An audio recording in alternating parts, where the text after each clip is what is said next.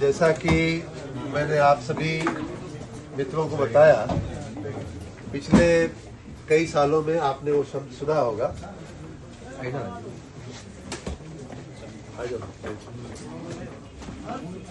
आप लोगों ने शब्द सुना होगा वन टाइम सेटलमेंट स्कीम। थोड़ा सा पीछे हो गए। वन टाइम सेटलमेंट स्कीम शब्द आपने सुना होगा। हर साल हम लोग एक बार ले आते हैं, वही योजना है, लेकिन इस बार हम लोगों ने चूंकि बहुत बड़ी राहत हम दे रहे हैं, तो इसका नाम हमने रखा है बिजली बिल राहत योजना 2025। ये योजना 1 दिसंबर से लागू होगी।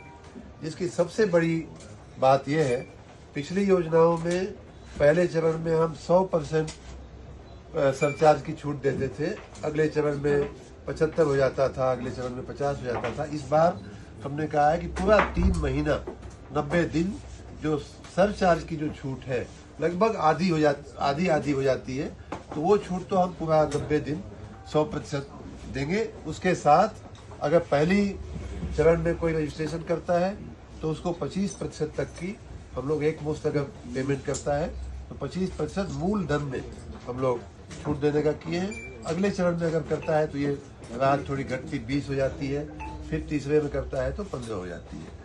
साथ ही ये एक बहुत बड़ी समस्या हमारे छोटे उपभोक्ताओं को थी, जिनका किन्हीं कारणों से पिछले कई सालों तक वो बिल नहीं जमा किए हैं, कभी किसी ने जमा ही नहीं किया है, और वर्तमान में उनके पास बहुत बड़ा बिल बकाया बिल के नाम पे आ गया है। इसको वर्तमान बिल को और बकाया को हम लोग डीलिंक कर रहे हैं और ये कह रहे हैं कि वर्तमान बिल आप भरते रहिए। वर्तमान बिल के साथ अगर आप मासिक 750 रुपया भरते हैं तो आपको 10% तक की मूलधन में भी छूट मिलेगी और ये सरचार्ज की छूट तो चालू रहेगी। उसी प्रकार अगर 500 रुपया आप भरते हैं तो आपको मूलधन में 5% की हम लोग छूट दे रहे हैं। साथ ही जो मैंने बताया कि औसत बिल से ज़्यादा एकदम असामान्य बढ़ जाता है तो उसका भी प्रावधान हम लोगों ने किया है कि जो नॉर्मेटिव जो बिल होता है उसका किया जाएगा। एक बात इसमें लिखना रह गया है, वो ये कि जो आपराधिक मामले वाले जो केस है उसमें भी अगर पहले चरण में आदमी भरने को आता है तो उसको 55% तक की छूट मिलेगी, उसके बाद 50% तक की छूट मिलेगी, उसके बाद 45% छूट मिलेगी और उसके बाद के तीसरे चरण में तीसरे महीने में 40%। तो इस प्रकार हर प्रकार की उपभोक्ता को छूट देने वाली ये बहुत ही ऐतिहासिक योजना है।